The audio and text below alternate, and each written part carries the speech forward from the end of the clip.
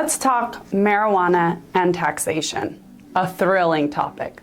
My name is Amanda Connor, and I'm a partner with the law firm of Connor & Connor.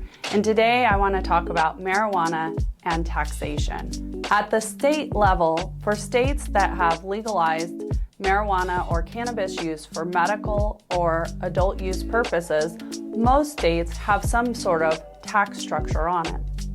At the federal level, marijuana is still a Schedule I drug under the Controlled Substances Act, meaning that the federal government has found that there is no medicinal use or benefit for the use or consumption of marijuana, and therefore it is illegal. It is illegal to sell it, to possess it, to transfer it, to grow it.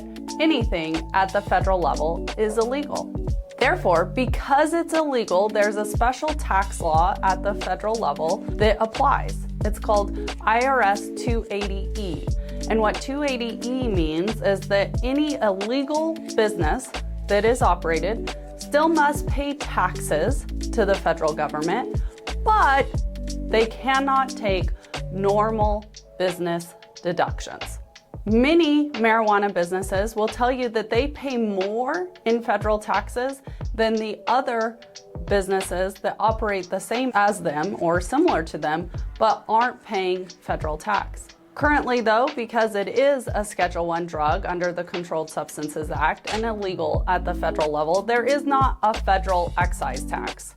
So unlike, say, alcohol or tobacco or other things where there are some federal taxes, excise taxes, there is no excise tax for marijuana at the federal level.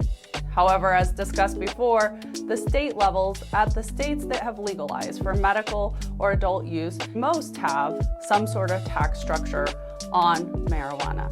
It varies greatly by state, but over 21 states have taxation programs in place for their marijuana programs. And there are three main types of taxation. The first is taxation by a percentage or an amount of money paid for the product.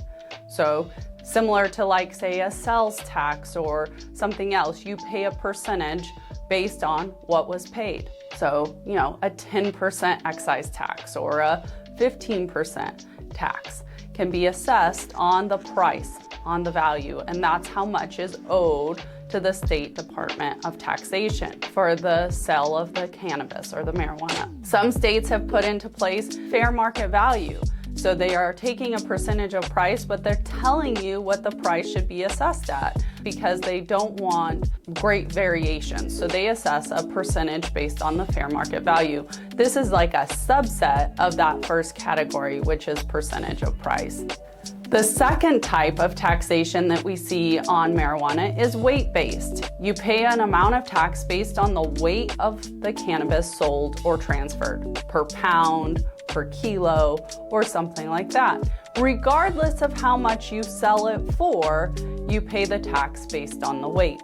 The third type of tax, which is an interesting tax, in my opinion, is potency-based tax. So regardless of how much you sell it for or how much weight is sold or transferred, you pay a tax based on the potency. So often looking at how much THC is in the product and the quantity, there's a tax based on that. Cannabis and taxation is complex.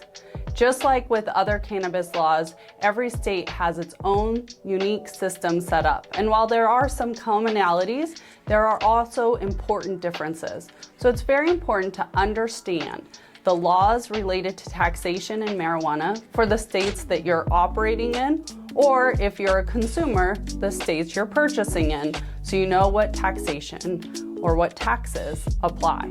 If you have questions about taxation and cannabis and you're a business operator or a consumer, I would suggest consulting resources such as a licensed tax professional, an attorney, or even the state regulator to get more information on what taxes apply to you as a consumer or to you as a business.